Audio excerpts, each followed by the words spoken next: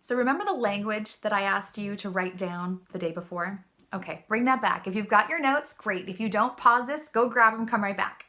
Do you have them? Perfect. Okay, so we're gonna grab those notes. Now you may have things that say something like, I'm to this, you're to that, he's, she's to this or that. And those sentences are all in kind of that negative sort of accusatory format. What we're gonna do is start to reframe those into a positive format. And then once you do this a few times, your brain will start to fire and wire, where it actually maps this totally across for you. Let's get started.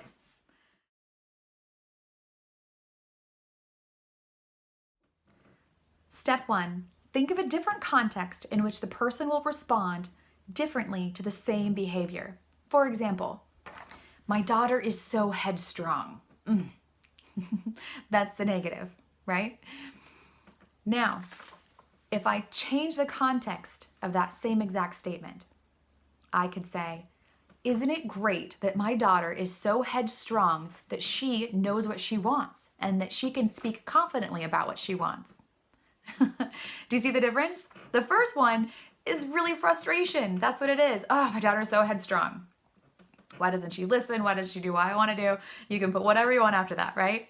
But if I change the context, I reframe the context, then I can say, hey, isn't it great that my daughter is so headstrong? She speaks her mind, she knows what she wants, and she's confident about it. That's great.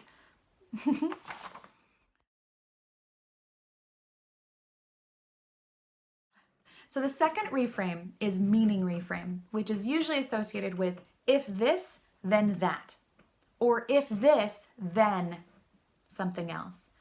So if we use the same example of my daughter is so headstrong, right? The frustration aspect, we can start to see, well, that's the frustration. Now, if we reframe that with the meaning, if my daughter is headstrong now, then she will be headstrong in the future.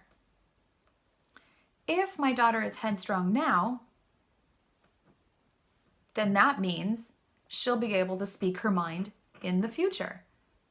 See how you're changing the context. So we understand that right now we may be frustrated with the situation and the attribute or the personality characteristic of being headstrong. That can be kind of frustrating. But if we change the context and then recognize, well, if this is happening now, then in the future or in this other particular situation, then that means that she'll also be headstrong. If she's headstrong with me, then she'll be headstrong with other people, perhaps bullies, perhaps sort of the mean girl situation. Perhaps she'll be headstrong and be able to hedge off something that she sees where someone else is being a bully to someone else.